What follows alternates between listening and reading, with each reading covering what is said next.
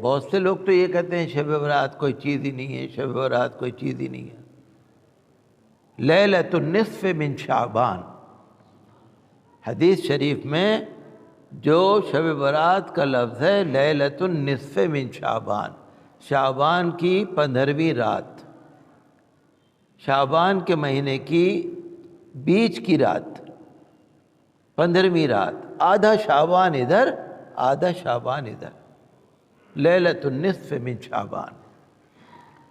سنن ابن ماجہ میں حدیث شریف موجود ہے، سنن ترمذی میں حدیث شریف موجود ہے، اور حدیث شریف کی کتابوں میں موجود ہے۔ حضرت شیخ عبدالحق محدث دہلوی رحمۃ اللہ علیہ جو اپنے وقت کے بڑے محدث ہیں، محقق ہیں، 300-350 سال پہلے ہندوستان میں علم حدیث لانے والے شیخ عبدالحق محدث دہلوی ہیں۔ آج جتنے مدرسے ہیں ہندوستان میں، جتنے مدرسے ہیں، سارے مدارس کے جو امام ہیں نا، شیخ عبدالحق محدث دہلوی ہیں۔ سارے لوگ ان کو مانتے ہیں۔ 300-350 سال پہلے وہ تھے یہاں پر۔ انہوں نے کتاب لکھی ہے ما ثبت من السنہ، ایک کتاب لکھی ہے جس میں 12 مہینے کی فضیلت لکھی ہے، تو انہوں نے اس میں کچھ روایتیں نقل کی ہیں۔ حضرت ابوبکر صدیق رضی اللہ عنہ سے بھی روایت نقل کی ہے، حضرت علی رضی اللہ عنہ سے بھی روایت نقل کی ہے، حضرت عائشہ رضی اللہ عنہا سے بھی روایت نقل کی ہے، اور بھی حدیثیں انہوں نے بیان کی ہیں۔ تو یہ کہنا کہ شب برات کچھ نہیں ہوتا، یہ تو بیکار بات ہے۔ ہمیں اور آپ کو یہ اللہ کی نعمتیں مل رہی ہیں۔ شب معراج، شب برات، شب قدر، رمضان المبارک، شعبان کا مہینہ، یہ اللہ کی نعمتیں مل رہی ہیں ہمیں۔ اگر آپ اللہ کو راضی کریں گے، اور شب برات والے دن آپ اگر گھر میں ہوں یا مسجد میں ہوں، اگر عبادت کریں گے تو دعا تو ہر وقت ہی قبول ہوتی ہے۔ دعا کو تو کوئی کہہ ہی نہیں سکتا کہ بھئی غلط ہے۔ آپ چاہے کسی دن دعا کریں، کوئی نہیں کہے گا یہ ناجائز عمل ہے۔ کسی دن نفل پڑھیں، کوئی نہیں کہے گا ناجائز عمل ہے۔ کسی دن غریبوں کو کھانا کھلائیں، کوئی نہیں کہے گا ناجائز عمل ہے۔ اور اگر آپ شب برات پہ کر رہے ہیں تو کیا پتہ وہی قبولیت کی رات ہو۔ اللہ تبارک و تعالی تجلی فرماتا ہے آسمان دنیا پر، پہلے آسمان پر تجلی فرماتا ہے اور اعلان کراتا ہے فرشتوں سے، شب برات والے دن ہے کوئی مانگنے والا، میں اس کی دعا سنوں؟ ہے کوئی بیمار جو مجھ سے شفا طلب کرے؟ ہے کوئی آدمی جو جس کا روزی نہ ہو مجھ سے روزی طلب کرے؟ ہے کوئی گناہگار جو مجھ سے بخشش طلب کرے؟ اعلان ہوتا ہے، اللہ کی طرف سے برابر اعلان ہوتا رہتا ہے۔ اور حضور صلی اللہ تعالی علیہ وسلم نے بھی شب برات پر، لیلۃ النصف من شعبان پر عبادت فرمائی ہے، اللہ سے دعا فرمائی ہے۔ حضرت عائشہ صدیقہ رضی اللہ عنہ فرماتی ہیں کہ میرے پاس تھے حضور، میں نے دیکھا کہ حضور کہیں چلے گئے، میں نکلی دیکھنے کہ حضور کہاں تشریف لے گئے، تو دیکھا وہ جو مدینہ شریف کا قبرستان ہے جنت البقیع، آپ وہاں پر کھڑے ہیں، اللہ کی طرف، آسمان کی طرف نظر اٹھائے ہیں، اللہ سے دعا کر رہے ہیں۔ کہتی ہیں میں نے دیکھا، میں گھر میں آئی تو میں نے دیکھا کوئی کپڑا، مجھے لگا کہ کپڑا یہاں پر پڑا ہوا ہے، میں نے دیکھا کہ حضور صلی اللہ علیہ وسلم سجدے میں ہیں، اللہ سے دعائیں کر رہے ہیں۔ لمبا سجدہ فرمایا، اللہ تعالیٰ سے دعا کی۔ شیخ عبدالحق محدث دہلوی رحمۃ اللہ علیہ نے کچھ دعائیں نقل بھی کی ہیں، کچھ الفاظ نقل بھی کیے ہیں۔ فرماتی ہیں لمبا سجدہ فرمایا، پھر سر اٹھایا، پھر دعا کری، پھر دوبارہ سجدہ فرمایا، پھر لمبا سجدہ فرمایا۔ تو یہ کہنا کہ شب برات کوئی چیز ہی نہیں ہوتی، یہ تو بیکار بات ہے۔ تو ہمیں اور آپ کو تو تلاش کرنا ہے نا کہ یہ مبارک راتیں آ رہی ہیں، مبارک دن آ رہے ہیں، اور اس میں ہمیں شیخ عبدالحق محدث دہلوی رحمۃ اللہ علیہ نے لکھا کہ اللہ تعالیٰ کی طرف سے اعلان تو ہر رات میں ہوتا ہے، ہر رات میں اعلان ہوتا ہے، اللہ کی طرف سے ہے کوئی مانگنے والا، لیکن ہر رات میں روز اعلان ہوتا ہے تہجد کے وقت،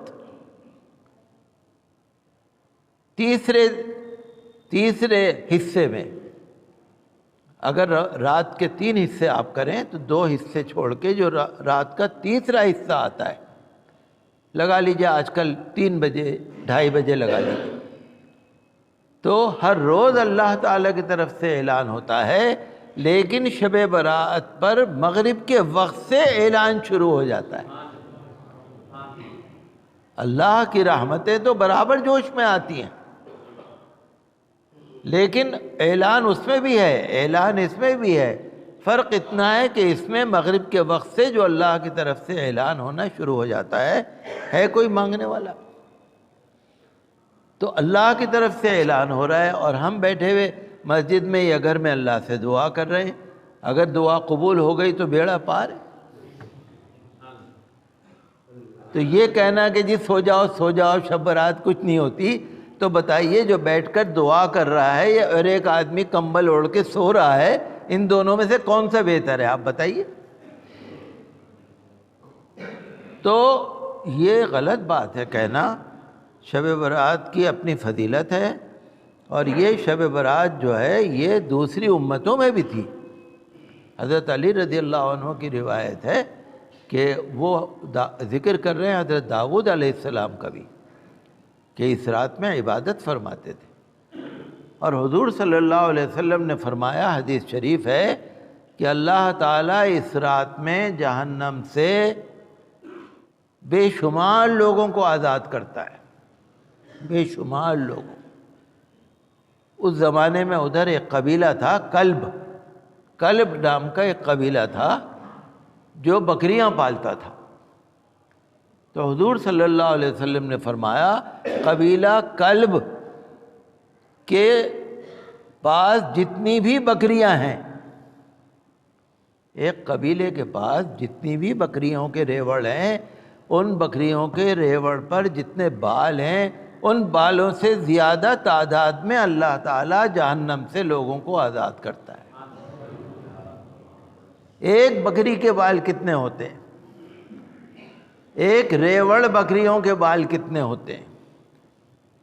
اور پھر قبیلے کے پاس ریوڑوں کے ریوڑ تھے، کلب قبیلے کے پاس جتنی بکریاں ہیں، ساری بکریوں کے جسم پر جتنے بال ہیں، ان بالوں کی تعداد سے زیادہ اللہ تعالیٰ جہنم سے گناہ گاروں کو آزاد کرتا ہے۔ لیکن جو ماں باپ کا نافرمان ہو